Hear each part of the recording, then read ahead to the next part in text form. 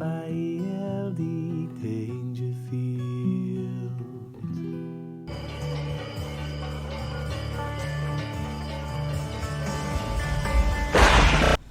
All right there. So, after speaking about my father yesterday, got some amazing feedback, some really emotional and honest comments, which can only be a good thing that we're having these kind of conversations. And it's a mate of mine's birthday today, little Barkley Walsh, and we've got a few things in common around fathers. It's not my place to go into details about him. But we then got on to talking about mothers, and I sent him a long voice message about mothers, and the first thing I noticed was how hard it is for me to talk about my mum. Mum's still alive, you know. And whereas I can talk about my father very easily, even when it's emotional, and I'm all right with those emotions.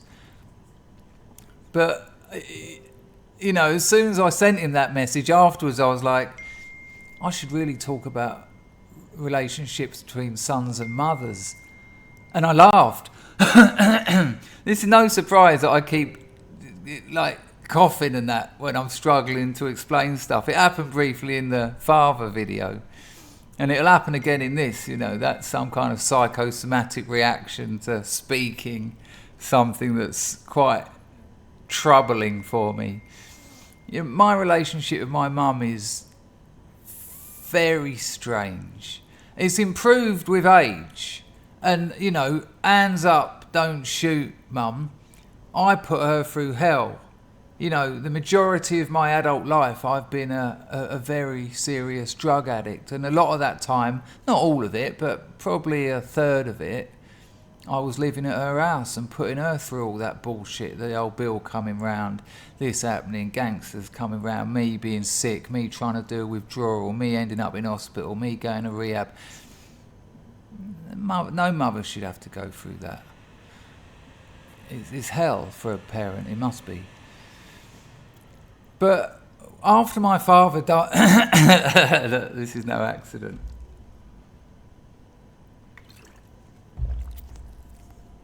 After my father died,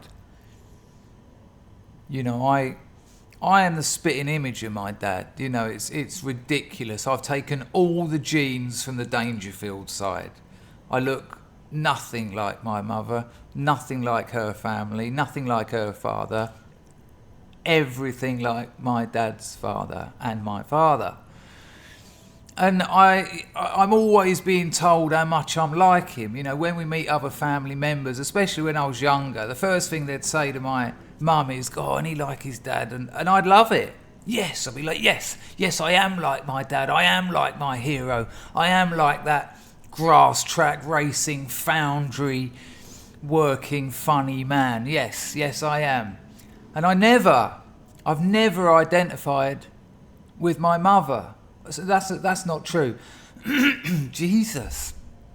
I didn't identify with my mother and any of her traits or characteristics for years. Not even until I got to my 40s. And my mother, who I kind of ditched as a parent, you know, everything came from my dad. I'm like my father. I'm like this because of him. I'm like this. You know, I kind of assumed that my mum pretty much just birthed me, brought me up and fed me. But as I got older, I've learned to realise what an incredible woman my mum is. You know, she brought me and my brother up in very difficult circumstances. You know, they had such little money. We grew vegetables in the garden. They grew mushrooms in shoeboxes in the living room. They used to enter competitions, like, I'm talking like days on end entering competitions on the off chance of winning something. I think they got some pillowcases once, bless them.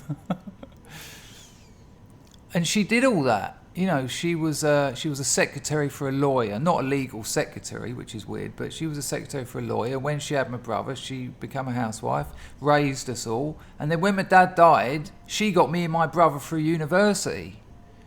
You know, she went back to work for the first time in like 16, 17 years. And she's strong as an ox, my mum. You know, and then all that shit she put up with me, all those absolute nightmares. And she loves me. And she never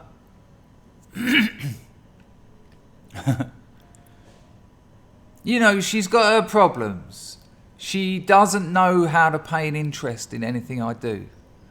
You know, my overachieving in life, I've got 2 degrees. I had a master's degree at 23 years old. And that is without doubt an unconscious desire in me to try and impress my mum, to try and get her to love me. You know, she was always very hands-on. You know, she fed me, she washed my clothes, she put me to bed, she woke me up. But there is an emotional chasm between us. I talk to her 2 or 3 times a week now. We Skype 2 or 3 times a week. It's a bit clunky. We don't sit there, I can't get a word in. No. It's kind of tough. But I do love her. It's funny, actually. I've tried to get her on the show. She won't have it. She's not interested. She laughs. It's not like she's like, no, I don't want to do that. But she's just like, no.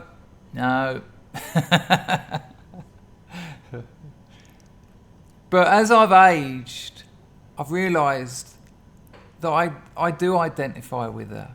I have, thankfully, inherited a lot of her characteristics, a lot of her strength, a lot of her ability to face the world and go, all right then, let's go. Because that's what she's done. And she's an amazing woman.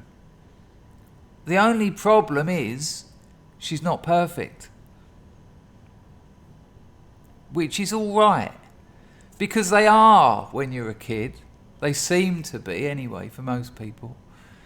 And then as you mature, as you get into your teens, they turn out to be people just like you and me. With all the bullshit that goes with that.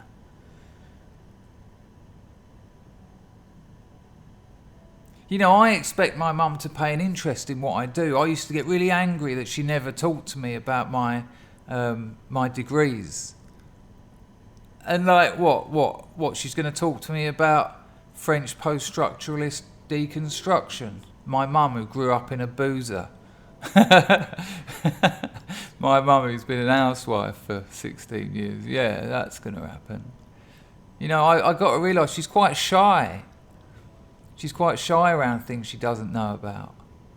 And I've heard from other people that you can't shut her up. Oh no, he set up his own business. He writes books and things. He went to university for 7 years. No, he's a good kid. But she can't say that to me. Her parents were alcoholics. She's not. No. She told me she's not. Over a glass of vodka. But her parents were alcoholics. My mum basically brought up her 2 sisters while the parents were shit-faced all the time. And so she never had parents do all those things with her. She didn't learn how to be close and be loving and be caring in that way, in that emotional way. So she shows it in other ways. And I just had to mature enough to be able to understand that way of that language, you know, the way she does express her love and her pride. But you know, I'm sure you can tell the difference between this story and the story about my father. I'd love to get her on my channel, my mum. I would love to. You know, in 2 different rehab centres, check this out, in 2 different rehab centres. In rehab, if you're doing proper rehab, you know, like 3 or 4 months, you have to do family work. They call it family work. And it's where if you have any if you have family, they like to get them in because it's psychoanalytically, therapeutically beneficial. And so they tend to see your parents. And in 2 rehabs, I've had 2 therapists say to me, you know what, I expected your mother to be like really glamorous with sort of like long blonde hair and jewellery and, you know, just like a glamorous woman.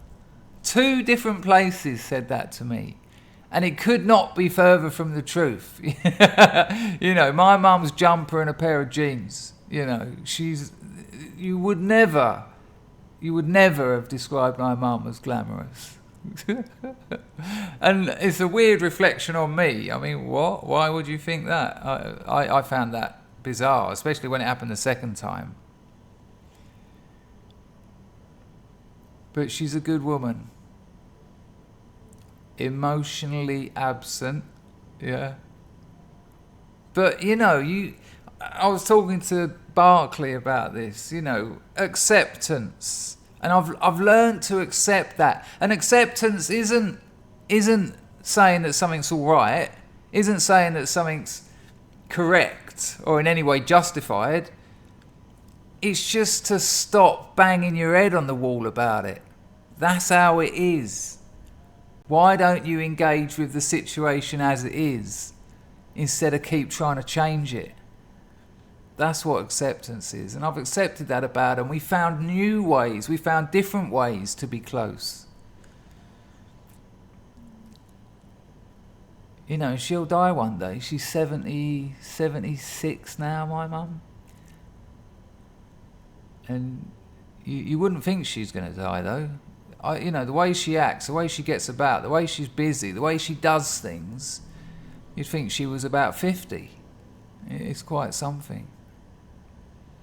I'll be interested to see your comments, especially the men, about their mothers.